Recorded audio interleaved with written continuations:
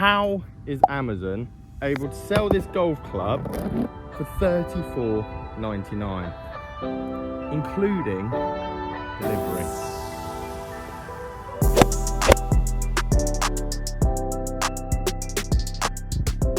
The honest question today, how is it even possible Amazon is able to sell this golf club for $34.99, especially when you add in fees, delivery, packaging, labor? I honestly have no idea how anyone makes a bit of profit out of this. But here we are on the golf course with this very good value, if it performs well that is, golf club that I have in the box. And we've done quite a few of these reviews in the past, one of my favorites being the laser rangefinder for under £60, and there are definitely deals on Amazon that is good value for your bag. That being said, the golf club we have in the box here is an extremely important component in any golfer's game. Therefore, it has to hold up to the test of my Goliath, my giant, my great value option that I always shout out about on the channel. So let me show you the club that we're going to be using to test against this bad boy, and how much you can get that one for in the second-hand market. And even though it's not brand new, will it blow this one out the water? I am, of course, talking about none other than the Cleveland wedge. And I say Cleveland wedge because, to be perfectly honest, doesn't really matter in terms of value that you can get these for. And we'll have a look at a bit of pricing in a second. Probably goes for about £25 on eBay, plus a bit of postage. And when it comes to decent quality, durable, which is a great factor with these wedges, you can't really beat it for money. They don't spend tons of money on marketing, hype, tour bills, ads, you name it. Therefore, when it comes to the second-hand market, not as many people are looking for it unless you're in the know. And I know there's going to be a lot of you that watch the channel a lot that will have some Cleveland wedges in your bag. Now, to prove my point that you can get some Cleveland wedges at around the £30 mark, let's look at a few sold listings that we have here. This is a great example right off the bat, 12th of August, so this was basically yesterday. RTX3, I imagine this is RTX3 62-degree wedge, and in reasonably good condition at auction. And auctions where you're going to find a decent value Cleveland wedge. Don't get me wrong, there's going to be buy it nows from professional sellers that are going to be more expensive, but again, another one, RTX wedge here. Anything with RTX basically in the name is pretty much a go-to in terms of cheap wedge. And even if the grooves are somewhat used, you're still going to get enough performance, and it's the feel and sound of the face that we're looking for. These high quality wedges on the second-hand market normally do outperform the cheaper versions that you're able to buy brand new off places such as Amazon.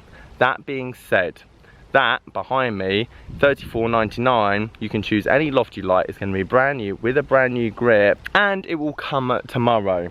Whereas this takes a bit more patience and a slightly bit more know-how. And quickly, just to prove a point, first swing of the day, early morning stuff, 52 degree, 130 yards with just under 10,000 revs of backspin, compared to the SM8 that I tested against the fake one 2 days ago.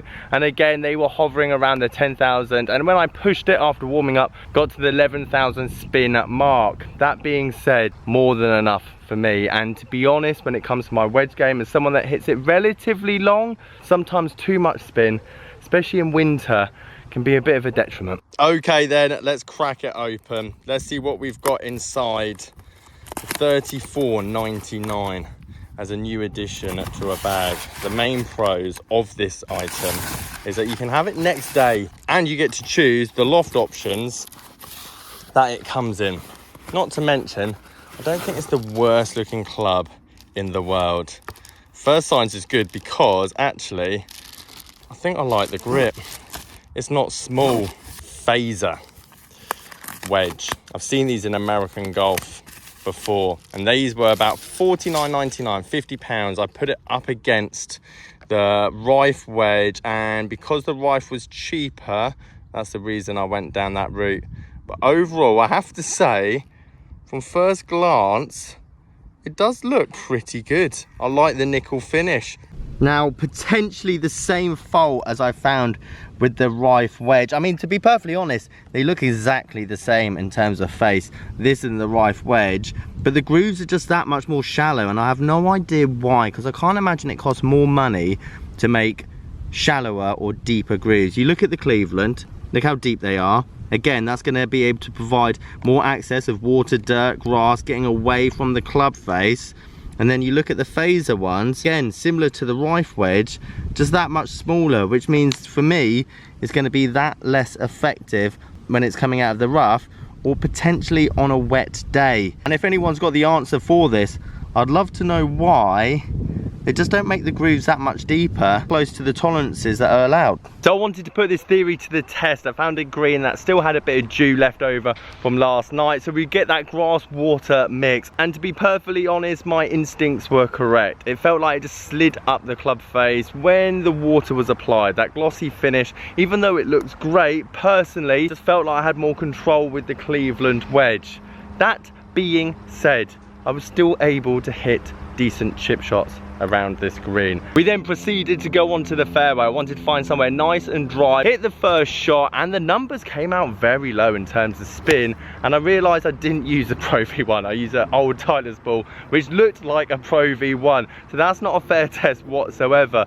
I then racked up the Cleveland, hit a Pro V1 with that, and we got to the 10,000 mark. The next bit shocked me quite considerably and kind of confirms all my thoughts and feelings when it comes to wedges and this typical amount aloft. We teed up a Pro V1, I made sure that I was able to catch a good one, and when I hit it, found an overall feel of the golf club was very good.